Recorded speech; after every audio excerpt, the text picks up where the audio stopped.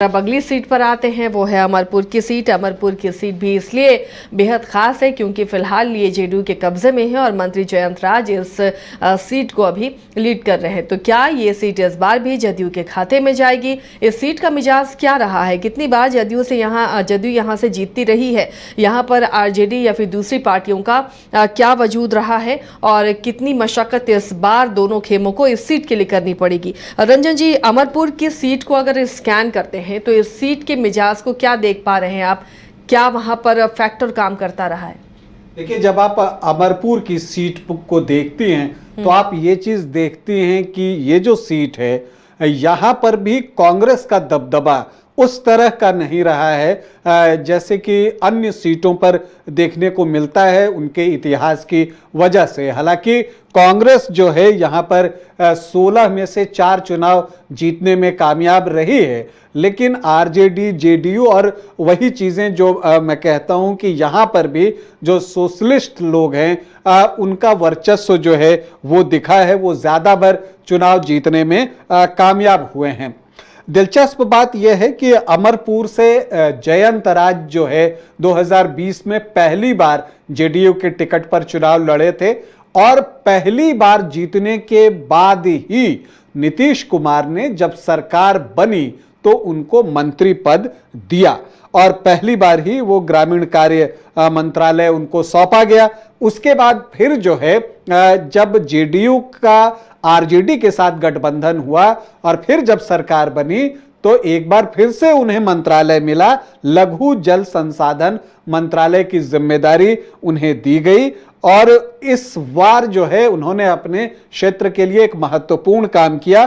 भूमि पंजीकरण के मामलों से निपटने के लिए उन्होंने अमरपुर में क्षेत्रीय रजिस्ट्री कार्यालय की स्थापना कर दी, तो इससे जो है यहाँ के लोगों को एक सुविधा हुई है। फिर आरजेडी से गठबंधन टूटा, फिर बीजेपी से गठबंधन हुआ और तब जो है इनको भवन निर्माण मंत्री जो है वो बनाया गया है। तो पहली बार के विधायक हैं और इतना विश्वास है, वो ये बताता है कि नीतीश कुमार का जयंत राज पर पूरा भरोसा है, उनके चहेते मंत्री हैं। क्योंकि ऐसा भी देखने को मिला था, वो शुरुआती क्षण थे इस सरकार के जब ये मंत्री थे और उस वक्त बीजेपी के ही कुछ विधायकों ने सदन में इनको घेरने की कोशिश की थी, तो इनके समर्थन में खुद सीएम नीतीश कुमार उठकर खड़े हो गए थे और उन्होंने उन विधायकों को सुनाया था और उन्हें उनके मंत्री रहते काम करने की याद दिलाई थी। तो इन सारी चीजों को आप देखें तो ये लगता है कि नीतीश कुमार के जो हैं वो इनको पसंद करते हैं जयंत राज को, और इसलिए ये नहीं दिखता है कि नीतीश कुमार ये सीट छोड़ने वाले हैं किसी और के लिए, क्योंकि जयंत राज को लगातार मंत्रालय देना, उन पर इतना विश्वास जताना, ये दर्शाता है कि अमरपुर की जो सीट है वो एक बार फिर से जेडीयू ही लड़ने वाली है और जयंत राज ही उसके उम्मीदवार होंगे। लेकिन जब जयंत राज ही उम्मीदवार होंगे तो 2015 में जब चुनाव हुआ था तब यहां पर बीजेपी के मृणाल शेखर जो है वो चुनाव लड़े थे और बढ़िया चुनाव लड़े थे और उस वक्त जो है जनार्दन मांझी ने, जो कि जेडीयू के ही थे, उन्होंने जीत हासिल जरूर की थी, लेकिन तब मृणाल शेखर जो है वो 40% से ज्यादा वोट लाने में कामयाब हुए थे। आपको यहां पर यह बता देता हूं आगे बढ़ने से पहले कि जनार्दन मांझी जो हैं वो जयंत राज के पिता हैं।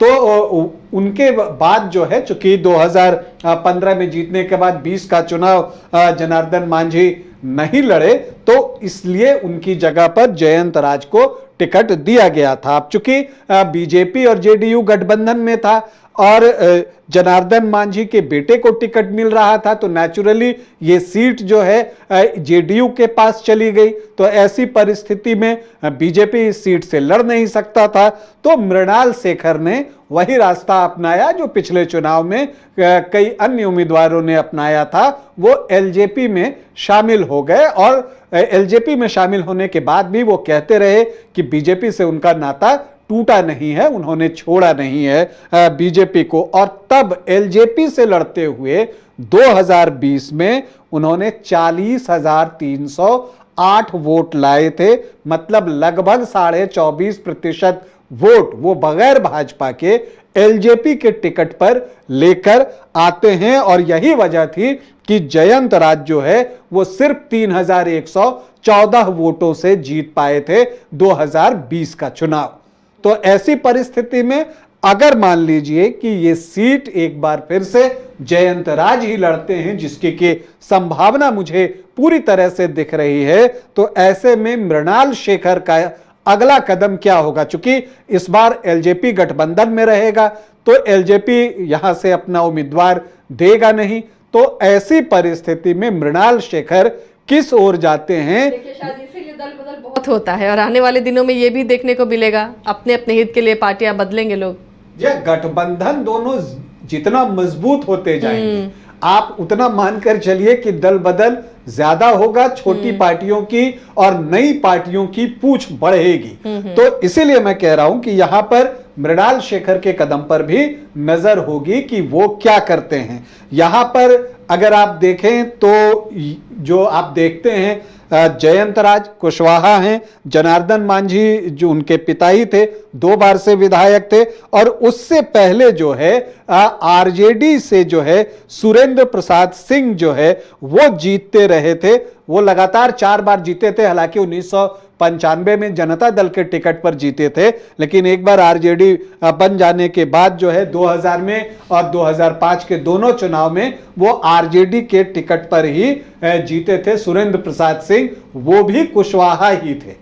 तो अगर आप इस तरह से देखिए तो आपको साफ साफ दिखता है कि पिछले जो 7 चुनाव अमरपुर में हुए हैं वो कुशवाहा जाति के उम्मीदवार ने ही जीते हैं। तो यह बताने की जरूरत नहीं कि जब यहां जातीय समीकरण बनता है तो किस जाति का जो है वो दबदबा या कह लीजिए समीकरण ज्यादा फिट बैठता हुआ दिख रहा है। इसके अलावा माधव मंडल भी यहां से निर्दलीय चुनाव जो है वो जीत चुके हैं। 16 चुनाव अब तक यहां पर हुए हैं, कांग्रेस ने 4 बार जीत हासिल की है, आरजेडी और जेडीयू ने 3-3 बार जीत हासिल की है, एसएसपी जो है उसने 2 बार जीत हासिल की है, जनता दल को 1 बार, जनता पार्टी को 1 बार, जनसंघ 1 बार और निर्दलीय जो है वो 1 बार जीतने में इस सीट पर कामयाब हुए हैं। सुरेंद्र प्रसाद सिंह सबसे अधिक व्यक्तिगत तौर पर 4 बार यहां से चुनाव जीतने में कामयाब हुए हैं, लेकिन सुरेंद्र प्रसाद सिंह को 2010 में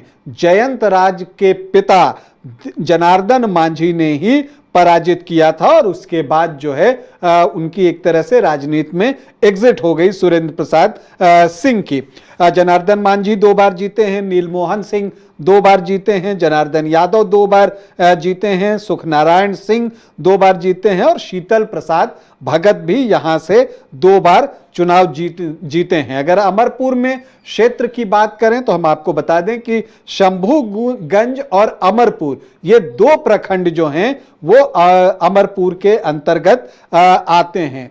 कोयरी, मुस्लिम, राजपूत और यादव ये निर्णायक हैं। इसके अलावा भूमिहार, ब्राह्मण, रविदास और कुर्मी भी यहां पर अच्छी संख्या में हैं और वैश्य समाज का भी अपना एक प्रभाव है और वो प्रभाव भी अच्छा है।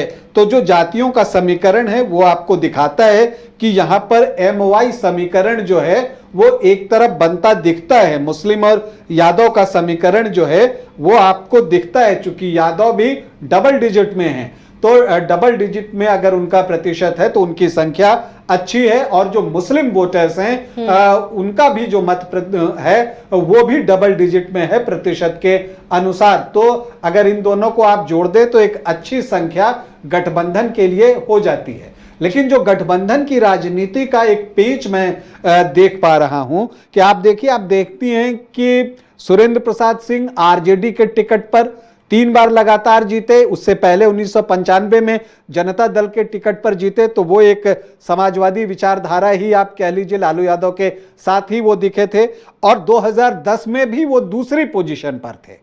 लेकिन यहां पर जो गठबंधन का जो खेल होता है उसके तहत 2015 में ये सीट जेडीयू को गई और यहीं से आरजेडी का साथ इस सीट से छूट गया, क्योंकि 2015 में उसने ये सीट जो है जेडीयू के लिए छोड़ी तो कांग्रेस ने 2020 में उससे ये सीट ले ली और आरजेडी पिछले 10 सालों से यहां चुनाव नहीं लड़ रहा है, जबकि यहां पर उसका प्रदर्शन अपेक्षाकृत जो है बहुत बेहतर रहा है।